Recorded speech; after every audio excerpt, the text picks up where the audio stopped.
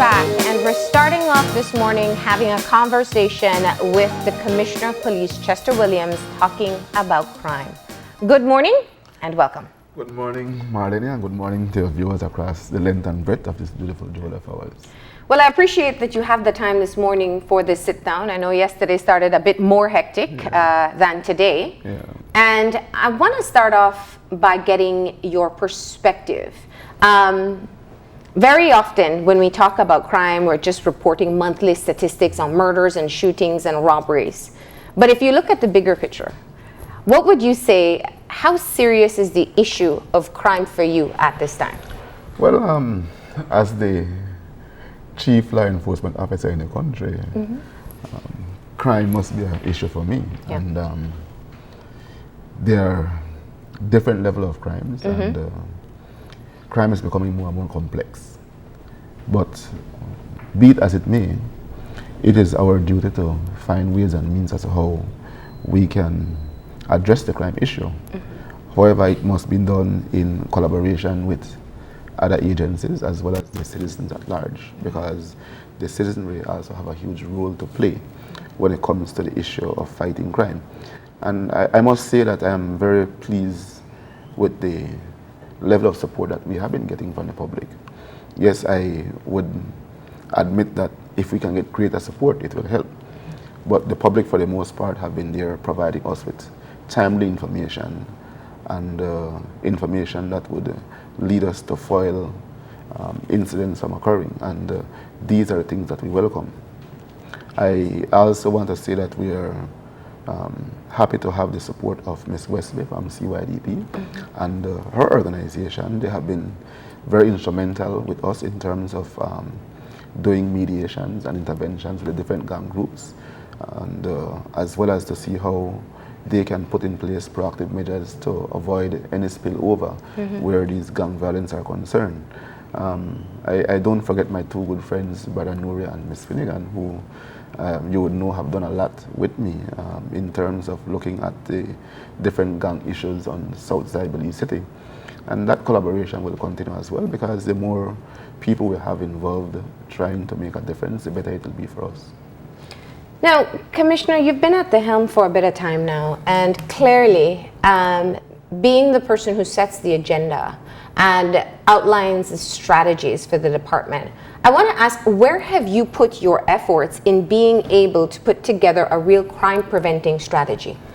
Well, the truth is, you would know that after I took over, I announced and launched the 2019-2020 National Crime Fighting Strategy.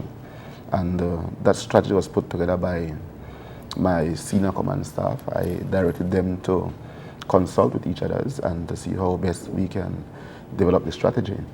And it was also done, having done the analysis of the murders for last year.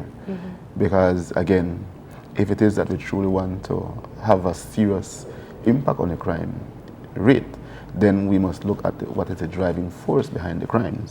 And for me, the more serious crime, or the crime of concern to me, mostly are the murders and the crime involving children. Murders for the simple fact that whenever there is a murder, it's a life loss. And whenever we have a life loss, it affects a family. In many instances, the life loss is the breadwinner of the home. And so when that life is taken away, then that family have to seek other means of survival. And in terms of children, I look at it very seriously, because if it is that no one is looking after our children, then who is going to do it? They're too young to look after themselves. And so we, as the police and even as an ordinary citizen, we have a responsibility to ensure that our children are always safe. And so I take that very seriously as a part of my responsibility. And this is one of the reasons why you will see that I'm hell-bent about selling alcohol to minors, allowing minors to be selling alcohol in stores or bars, or for minors to be in any area where alcohol is being sold or consumed. When we do things like that, we expose the children at an early age to these lifestyle, and so I don't think it is healthy for them. And so we are trying our best to ensure that we make our young people safe, and try to promote healthy lifestyle as well as a productive lifestyle where our children are concerned. Now, I want to tackle the alcohol issue in just a bit, but since you've opened the door, I want to talk about the crimes that children have been affected by. And you say it very, very somberly, and I appreciate that, because I think it's perhaps one of the most concerning things that we have seen in this country that is almost becoming normalized. Yeah. Children being shot in crossfire and being targeted, it seems, in some cases. There seems to be no care in the world whether or not your target is with a child. Yeah. And we have not seen a change from that direction since it first started several years ago.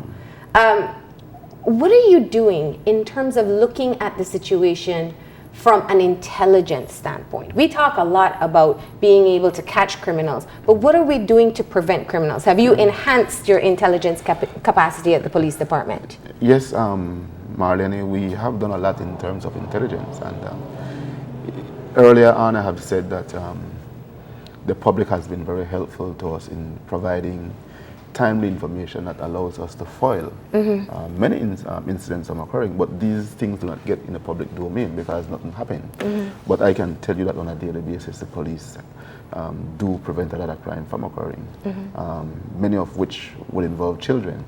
And so, yes, our intelligence mechanism is not where we want it to be, but we are doing our best to see how we can improve it. What are the deficiencies in that area? Well, one of the major deficiencies is the fact that information do cost money.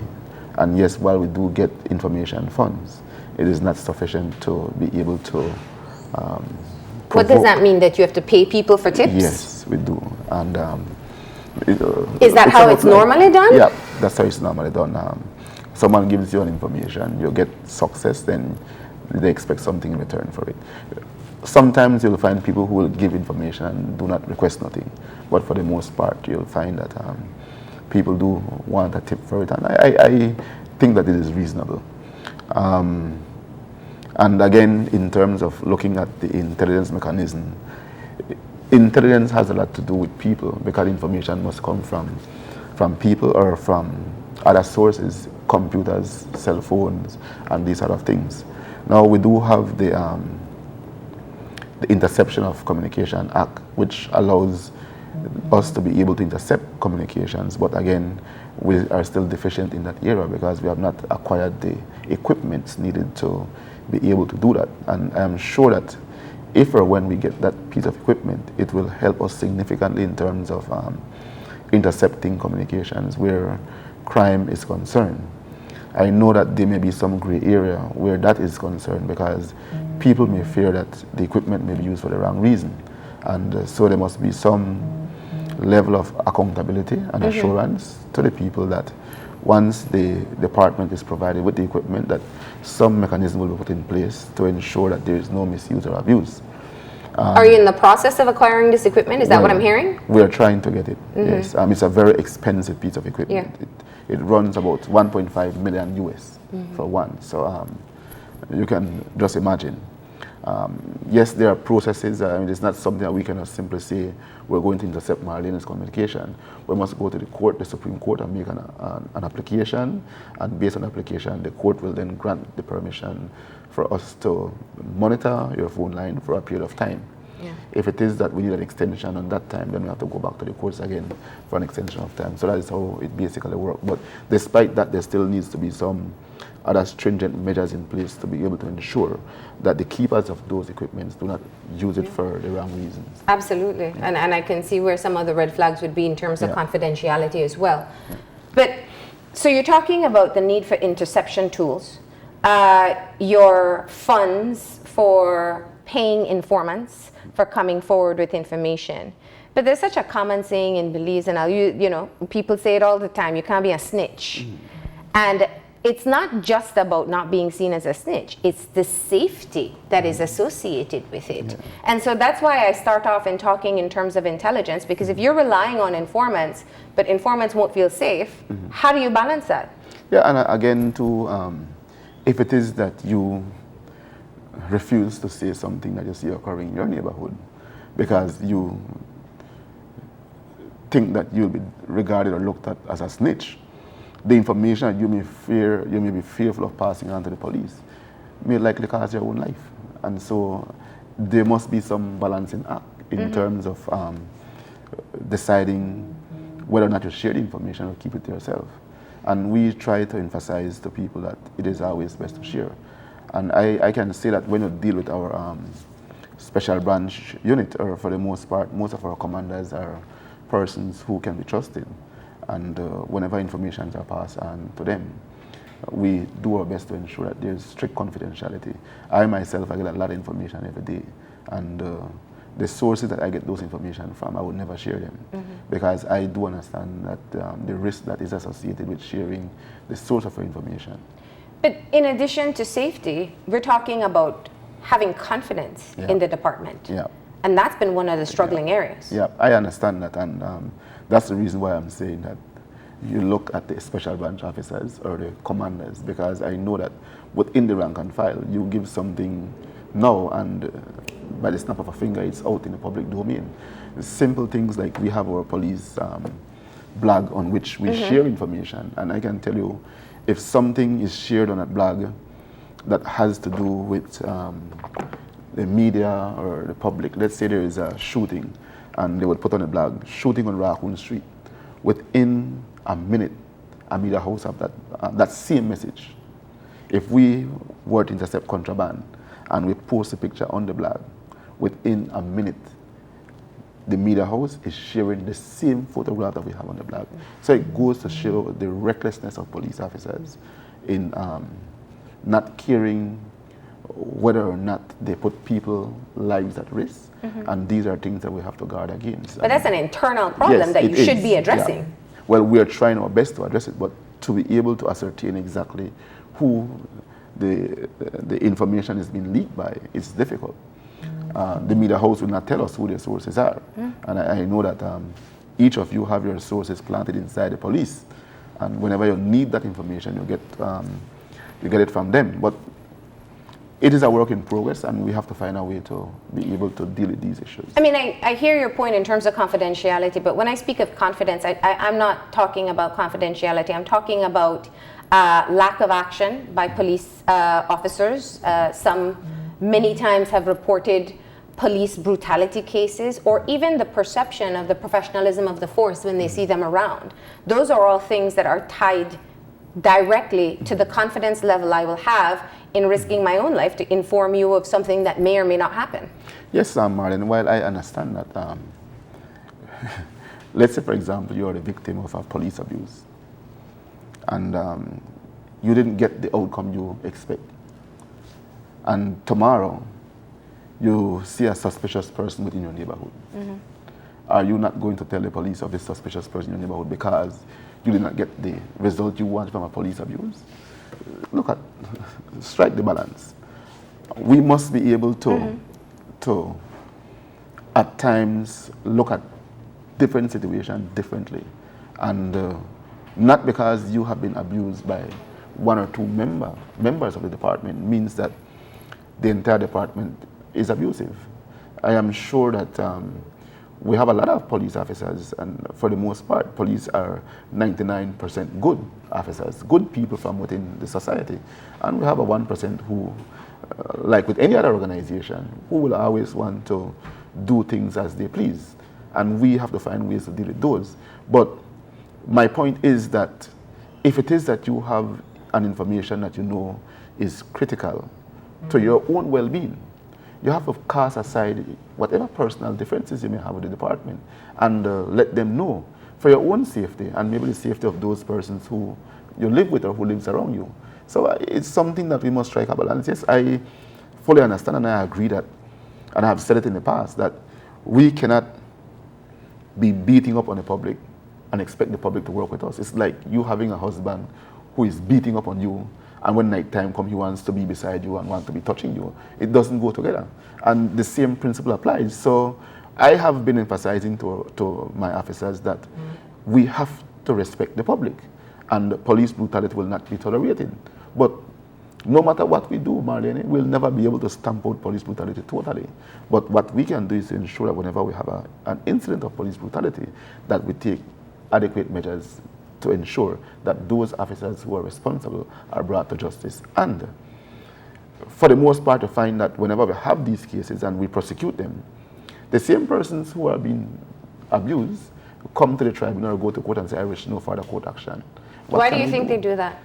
For different reasons. But why do you think they do that? For fear. Sometimes they're compensated by the officers. There are different reasons.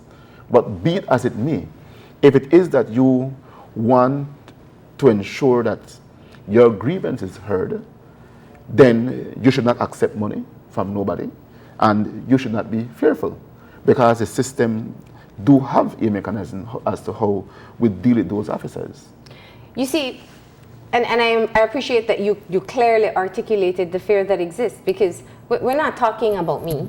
We're talking about people on the streets who will be stopped anytime they walk down the street because maybe they have a past, they have come in contact with the law before, they perhaps have been in jail before, and so they're at a different risk level.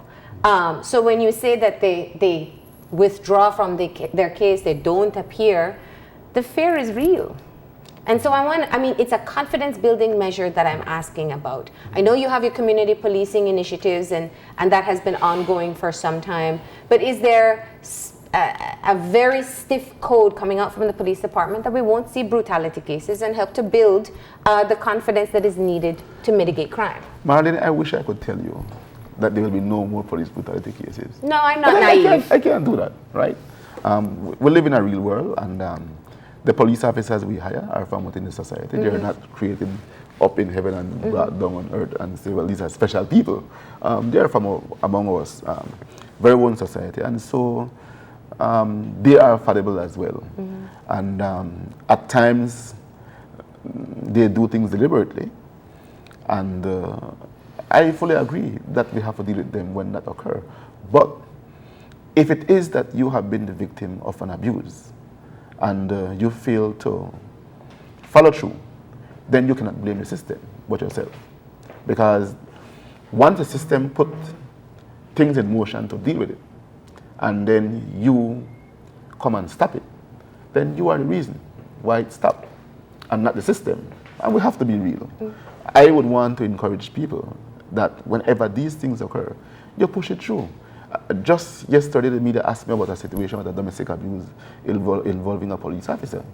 And again, it pains my heart to know that this woman was abused by this officer. We did our part. We charged the officer and we took him to court.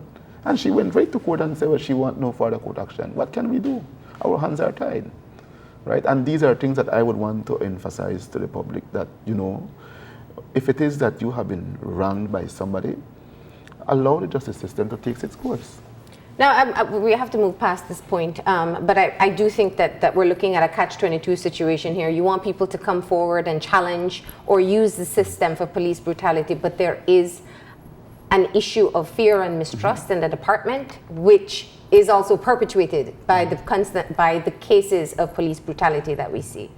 But let's move into the alcohol issue, because I think one of the things that you spoke of yesterday, you quoted 50% of the accidents that we see and the murders that take place being attributed to alcohol consumption. Yeah. This is a problem that has been going on for quite some time. Where I hear you addressing it is looking at the sale for minors. Is that the only area we're looking at? No. We look at different aspects of it. There are several offenses under the Intoxicating Liquor Licensing Act. And we as a police have a responsibility to ensure that we enforce the law. For some time now, we have been very lax where the offenses relating to alcohol are concerned.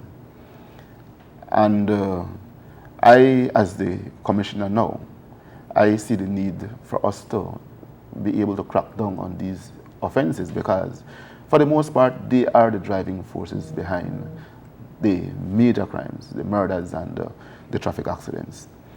We have offenses such as public drinking. You walk down Mahogany Street or drive down Mahogany Street, you see people drinking in front of every establishment there. You do the same on the boulevard. You go in the Westland Diva area. You know, it is so disappointing to see that we have become a society of alcohol consumption. We've always been. Right. For a long time. If it is that we are going to teach our children that those kind of behavior is right, then what do we expect of them when they grow older? Children learn what they see, and we should not be exposing our children to activities of such. Secondly, we have in some instances where within the shop, you go and buy a beer. Our child sell the beer. In some cases, children are being sent to purchase alcohol.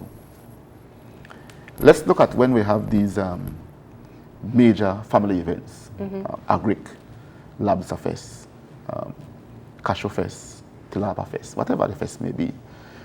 You find that alcohol consumption within the grounds where the event is being held is rampant. Yeah. It is done with no restriction. The law did not contemplate that alcohol should be consumed and sold within the same area where children are being kept, or where children are. And so what we're saying now is that we would appreciate if the various liquor licensing board would work with us and ensure that whenever special license for these events are being applied for, that we put all the alcohol places, the bars, in one area, and we cordon that area off and make it an area that is restricted for minors. So children will not be allowed to go within that area where alcohol is being sold and consumed. So that takes the children out of where consumption of alcohol is. And then you have the area, the rest of the grounds for family events. So that there's no mixture. So we're asking for that. Again, we have many of these establishments are granted extensions, and they are not soundproof. They have been issued with license, nightclub license, and they're not soundproof. The law is clear that every nightclub must be soundproof. So why do we continue to give license for nightclub, for establishments that are not soundproof? Those are things we need to look at. The law is clear again that a restaurant in Belize City must be a place that can accommodate at any given time no less than 20 persons consuming a meal, and must have bathroom fixture.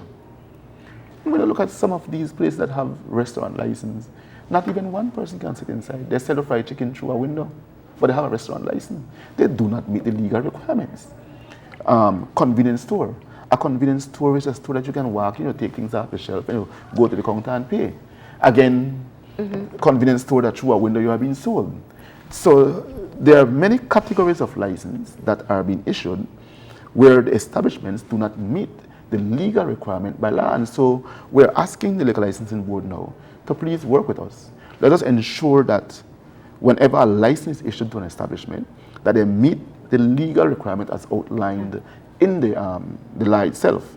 Now, let me just get in here, because I can only imagine viewers at home hearing you explain these different requirements for licenses and perhaps being concerned of the convenience that they may no longer have. How do you tie this directly to helping to reduce the crimes that we have been seeing? Marlene, one crime or a persons involved in crime, it's like a cycle.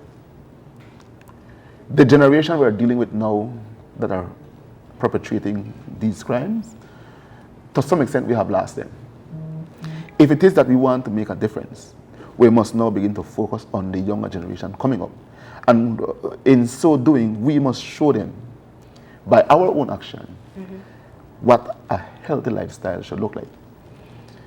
Now, you said that people at home may be saying, but I will no longer enjoy this luxury. I don't agree, because if you are a parent and you know the store is going to close at 9, you are going to ensure that you do your shopping before 9 o'clock. But if you know the store is going to be open until 12, I don't bother for hurry go by. The store open until 12. Then here comes little Marlene going to the Chinese or a store on the street corner after 9, after 10, buying. Now that is the time when little Marlene should be at home in her bed. But we find that parents, because the stores open so late, the streets is still flooded with children, late hours. And when these children hit the street late hours, that is when they are preyed upon by gang members and other persons who may want to perpetrate whatever activity on them. And so that is one way that we can look at ensuring that we take care of our children, keeping them off the streets. And again, when the stores open beyond 9 p.m., you find that everybody go and congregate in front of them and drink alcohol, smoke weed, and that becomes an issue. It's That's a loitering. social issue. Yes, it is loitering and it's public drinking, right? If the store is closed on time, that will reduce that. I don't think that we need to live in a society where every store on the street corner is a bar. What are we going to become? And I hear what you're saying. All I'm asking is for a link as to how you see this will help us to see less shootings, less murders taking place. And again, Marlene, less murders in a simple fact that I am sure that you've been a news anchor, you have read many stories to the public where the persons were drinking end up in a fight and then somebody dead. We have had many of those. And so, yes, there is a direct connection between alcohol and our murder rate. Last year alone, we counted 35 of our murders last year. And while we said 35, it could have been more because sometimes the gang-related murders do have an alcohol component. Sometimes the domestic murders do have an alcohol component. So it is more than 35. But we look at 35 as being directly attributed to the murders. Are you partnering with other organizations in being able to address this problem? Clearly there's a link that's being made with the liquor licensing boards. Yes, we are partnering with the liquor licensing board, and we will be looking at reaching out to NDAP to see what they can do to be able to assist us in this endeavor. But it is something that I want my Belizean people to understand and to try and work with us. We are not limiting no one from consuming alcohol. No, absolutely no. Alcohol is a legal drug. You can buy it at the store, you can consume it. All we're saying is that to ensure that when you consume it in a controlled environment, either at a nightclub or a bar or in a home, not on the streets. Let's move forward with some of the other issues. The A&R robbery on Saturday. We were talking before we came on air of just how brazen the attack was. And it is signaling to me, similarly to the bomb threat and how clearance was made and police being positioned at the school itself, that there's a change in times in the recklessness, as I've said before, in these types of crimes. Tell me from your perspective, when you see home invasions taking place, robberies with security cameras around, whether it's within the building itself or the street cameras that are put in place, there seems to be a lack of care as to whether or not they'll be caught. Well, it goes back to what I said to you earlier. We have 99% good police officers. We have a number of committed policemen and women out there who put their lives on the line every day to ensure the safety of our citizenry. And our police do not get the recognition that they rightly deserve. We do 99.9% good and 0.1% bad, and we're looked at only for the 0.1% bad, but we accept that. And I know I'm not answering your question as yet, but I have to let my officers know that, as the commissioner, I do recognize and appreciate the good work that they do on a daily basis in keeping our country safe. And let me say here that those police officers who were involved in that A&R incident will be rewarded tomorrow at an award ceremony. That's great. For bravery. Yeah. It is only right that we recognize our officers when they do good. Yes. Good. Now, to answer your question now, yes, we do recognize the fact that there are a number of young persons out there who are perpetrating criminal acts. And like you rightly said, they don't give a damn. But be that as it may, we have a responsibility of ensuring that we do our part, that once we have the evidence, we will pursue them, we will find them, and we're going to bring them to justice. No criminal is going to run around this country believing that he is invincible and cannot be caught or whatever. We are going to do what we can to find you and then bring you to justice. And again, I want to thank the public for that A&R incident, because again, it goes to show that whenever we have public participation, that we can achieve a lot. Yeah. The persons who called and gave the tip of the robbery in progress, we are very grateful, because it was because of that person that we were able to reach there and apprehend the robbers while the robbery was still in process. And so, thanks again, and I want to invite other members of the public to do the same. You see a crime being committed, do something, right? I was at the ACCP just last week, and there was a presentation that was done to us by a police officer from Boston, and his presentation was based on see something, send something, and it has to do with the Boston bombing. It showed how the police end up solving that crime, where there were two persons who were standing on the street corner, and they saw the suspicious looking person coming. They took his picture and they sent it on a blog. And based on that, the police were able to identify who the person was, and they caught the person, and the person was eventually charged. So I want to see how we can do something. I've already passed it on to Mr. Brasta. I know he's very good at these things. To see if we can He set has up... his see something, say something, stop something. Something, yeah. So we want to look at now at see something, send something. So you see something funny in your neighborhood, take a picture, and you send it on the blog, and then we look into it and we see what we can do to prevent something from occurring. Now, the question I had in terms of looking at the current trends in crime is looking, and I would love for you to be able to shed some light on this. There's a shift in the nighttime crime where you try not to be seen, you avoid places with no cameras. In other words, trying not to be caught. The brazenness shows that essentially there is no fear of a justice system or in place. Whether they get caught or whether they feel that they won't get to the courts or whether they just don't care. How do you explain that from your perspective? Well, Marley, again, there are several factors that that need to be considered where that is concerned. You know, I know Belizeans for the most part are always saying that, oh, we don't trust the court system this, the court system that. The court system is what we make it. Period, full stop. And it goes back to what I said. You cannot expect justice to take its course. No, I'm not talking about people going to court. I'm talking about the criminals don't seem to care about whether or not they get caught. That's the issue. Because they know if they go to court, you will not go to court and testify against them. They know that. So it goes back to us, the citizenry. Are we willing to ensure that when a crime is committed against us, that we take it through its full course? Or are we going to continue to accept that, oh, we're fearful, we're not going to court, we drop the matter, and the criminal ends up back on the street? Then we want to blame everybody except ourselves. It cannot work like that. The justice system requires that people go to court and testify. The judge cannot find a person guilty if there is no witness.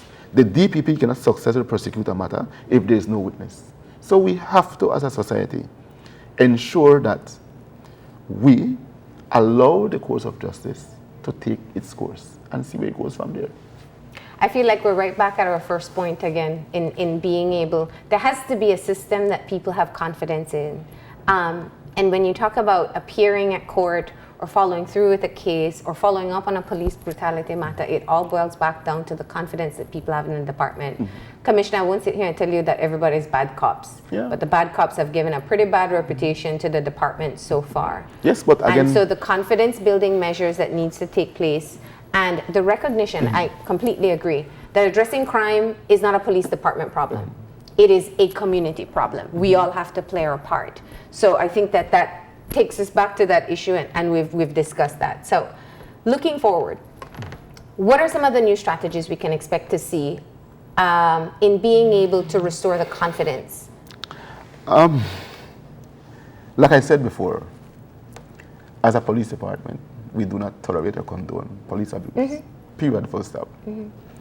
But when there are incidences of police abuse, there's always so much we can do if the person do not want to cooperate. We have had instances where we have not obtained the cooperation of the complainant, and despite that we proceed. But that is only in circumstances where other police officers would have witnessed what happens, and so would deal with the officer for an act of prejudice, good order, and discipline. Yeah. But in building trust and confidence, it must go again beyond us. If you don't give us the opportunity to do what we can for you, then how can you then say that you don't trust us, you don't have the confidence in us, when you are the one who did not allow the system to follow through with your matter? We are going to continue to ensure that we do our best in serving the public. And this is regardless of whoever the person is. I have always heard the media saying, oh, if it was a young black youth, the police. Man, I personally have done a lot for young black youths in Belize City and across this country. So nobody could tell me about if they're a young black youth. I fight for them every day. I work with them every day because I really and truly want to see them make a difference in their life. But working and fighting for them every day does not mean that I must sit by and allow them to terrorize the public and do nothing.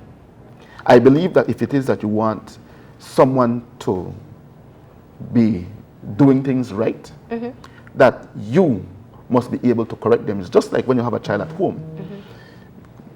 Being there for your child does not mean that you will tolerate or condone your child in ill-disciplined behavior. You must correct your child when that time comes. And the same principle apply. We will continue to pursue the gangs who are hell-bent about creating havoc in our society. As a police department, we are not going to sit down and condone or tolerate them in their activities. We have a responsibility to ensure the safety of our citizenry, and that includes going after the gang members. Now, for the most part, I will tell you, majority of them are working with us. They are cooperating, they are not giving any trouble. But there is a young set that is coming up now that wants to be out there and believe that they can now take over. I am saying to them, they will not be allowed to do that. We are going to pursue them, we are going to find them, and we are going to deal with them. I have directed the gang task force to continue to develop evidence and investigating these younger people, the younger generation that is coming up. And I am telling you, by the end of this week, we'll be marching another amount of gang members to court under the gang law. The law is there, we must use it. And so we have started to use it, and we'll continue to do so, because that is an effective tool that we can use to be able to go after these gang members. So we're going to do that. So I want to, again, ask the public to be a bit more patient with us. Yes, we're not a perfect organization, but I, as a commissioner, I spent many sleepless nights. I try to find ways and means as to how myself, along with my team, can deal with this crime issue. When we had the spike 2 weeks ago, it took a lot out of us to try and find ways to deal with it. And you find that it is difficult at times because some of the issues are inter-rivalry, where friends were killing friends. And when you have that, it is more difficult to control or contain. But we worked with CYDP, we went after some, we arrested some under the gang law, and we were able to quell the situation. But it is not done there. There is still a lot more that needs to be done. And I want to assure the public that as a responsible police department, we will do our part to ensure the safety and security of our citizenry. And broadening the conversation before we close it off at this point, how can the rest of the country, the rest of the communities help in being able to mitigate crime? Well, the main way to help is, as we have said earlier, if you see something, say something or send something. We want to have that public participation. I'm telling you that this coming Thursday, I'm having a community meeting in Buttonwood Bay, I think at the at the basketball court. Again, this will be the second meeting I'll be having in that area since I became commissioner. I am a person, I am in touch with the people. I love to listen to the people concerned. And wherever I'm invited for a meeting, I go. If it's in PG, if it's in Corozal, I go. Because as the commissioner, I'm not the commissioner for Belize City or Bemapan. I have a national responsibility. Yes, I focus more in Belize City because of the issues in Belize City. But I also focus out district. And I want to be able to reach out to as much people as I can to give them that assurance that, you know what, as high up as the commissioner office, we are concerned about the issues that you're confronted with, and we are going to do our best to see how we can mitigate your concerns. And so the meeting would be this coming Thursday, I believe, at 6 p.m. I'm inviting anyone who lives in that area who have been affected or not yet affected by crime and have some concern that they want to address. They can come to the meeting, and we'll be there to hear the concerns and see what can be done to address them. You also partner with the business community as well. Yes, we do. And again, looking at the installation of our surveillance camera system, the business community has been very integral in that, in the sense that they have provided most of the cameras. Again, B&E, one of our greatest donors with the camera system, have also done a lot. And these are things that we want to encourage. If it is that you have a business in an area, you don't feel too safe, get a camera, we monitor it at the police station for you. And if something is seen on the camera, we send the police to go and investigate, and that helps to deter crime. All right. Well, thank you for coming in and having this conversation with me and providing the update to the public. Thank you very much too, Marlene. And again, I want to emphasize to the public that the Belize Police Department is here to work with you. Do not see us as your enemy, but see us as your partners. It is the only way that we can together achieve our ultimate goal of reducing crime across this country. Thanks again, and God bless. And best of luck. We're going to go ahead and take a break. When we come back, we'll be talking about the We Americas Accelerator Program. Stay tuned.